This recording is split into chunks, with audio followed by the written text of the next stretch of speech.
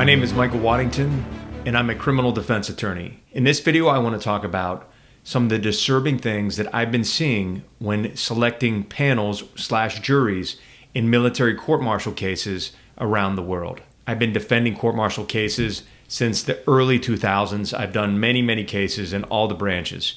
But the last couple of cases that I've done have been a little bit different. When it comes to going with a jury, we call a jury in the military a panel, we generally find that panels are the best option for our client. However, what we have noticed is after years of being indoctrinated and trained by the SAPR or SARC programs, many of the panel members that we're encountering are coming into these cases with very serious biases. Before going with a panel, you should seriously consider your options with your lawyer to decide what is best for your case. In a case I recently had, we had 18 panel members, both officer and enlisted, brought in to this case.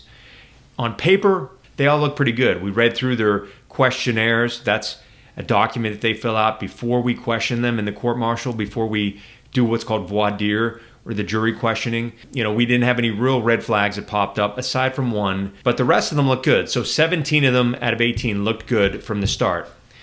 And I'm going to go through some of the answers that we got with some of these panel members. In most cases, few people will raise their hand to some of these questions that I'm going to read to you.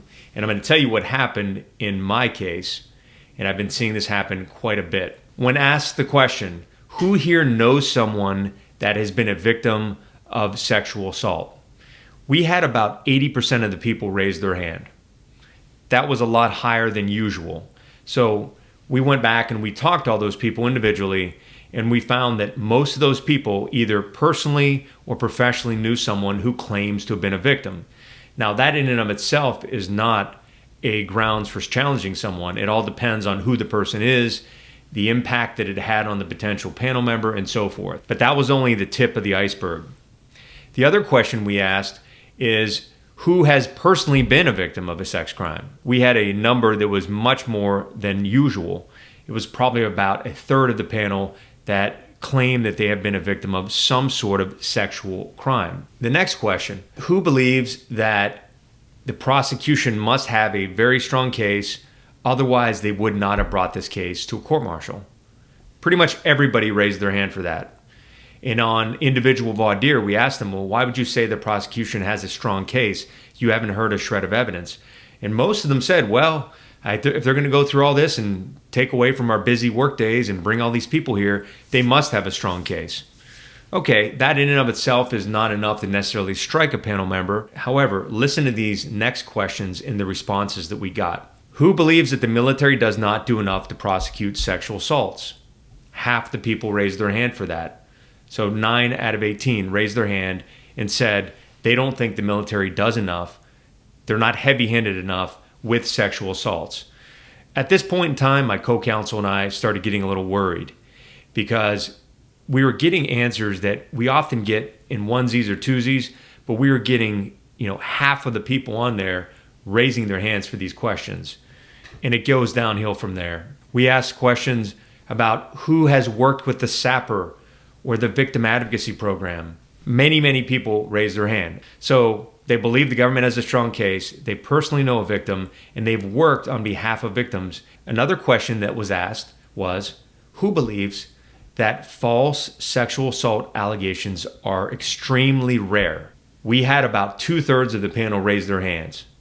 When called back in, many of them started citing and quoting statistics that they were taught by the sexual assault program. Many of these statistics are not accurate. So if the sexual assault program says sexual assault allegations, false ones, are extremely rare, they happen 1% of the case, and they're teaching that in certain places, that's getting into the panel members' minds, meaning that applying that statistic to the case we have before us, there's a 1 in 100 chance that this guy has been falsely accused, which means there's a 99% chance that he's guilty, which does not match up with the statistics of acquittals in the military. That's what the panel members believed before they heard a shred of evidence. Who led discussions about sexual assault and how to prevent it?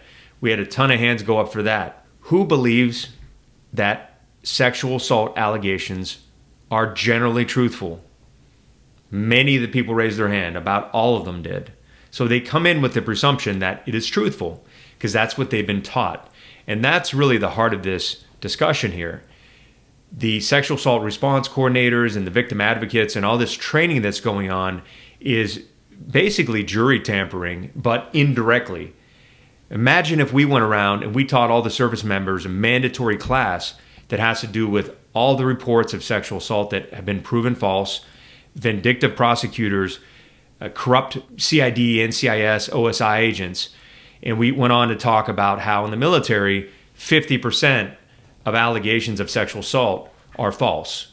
Imagine if that was mandatory training across the military. You could see how that could cause problems. It's the government that's controlling this, and it's the government, the generals and the admirals, that are picking these panels that are indoctrinated into a system of believing all victims, a very strong bias against anyone who's accused. There's a very strong bias towards the prosecution. There's this presumption that your client, if you're accused of a sex crime in particular, is guilty. And they wouldn't have brought that person to a court-martial if they weren't guilty. Because why would you ever falsely accuse someone? And why would the prosecution waste their time prosecuting someone unless they knew that the guy was really guilty? Another question that was asked was, who has been taught that they should always believe victims of sexual assault?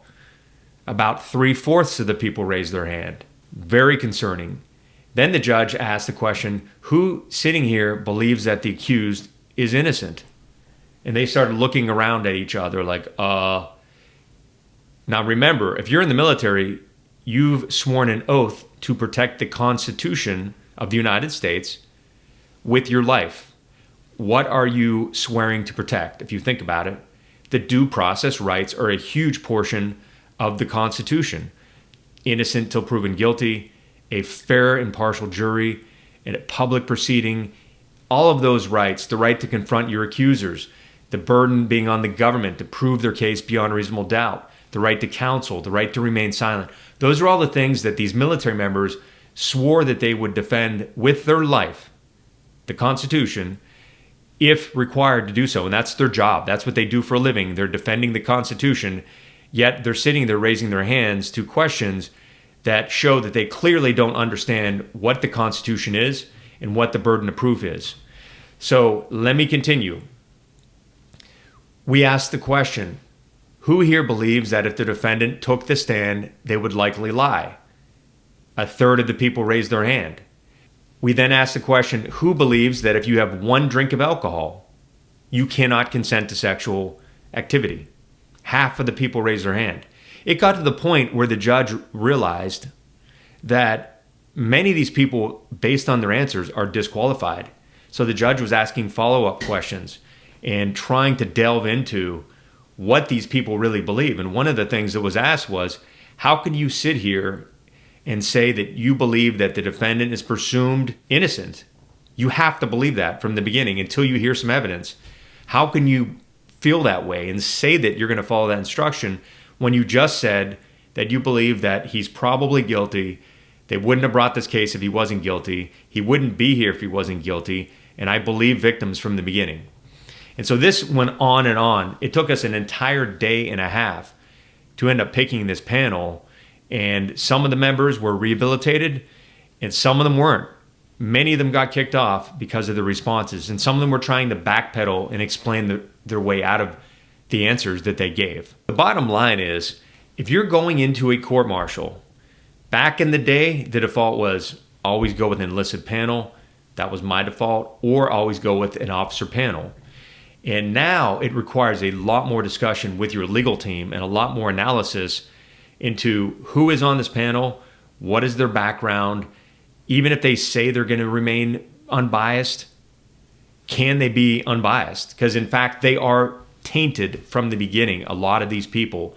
And you end up with people on the panel nowadays that say all the right things, but they're also very biased for the victim, for the prosecution, and it's something that you have to keep an eye on and something you have to be very careful with before you decide to go in front of an officer or enlisted panel in the future.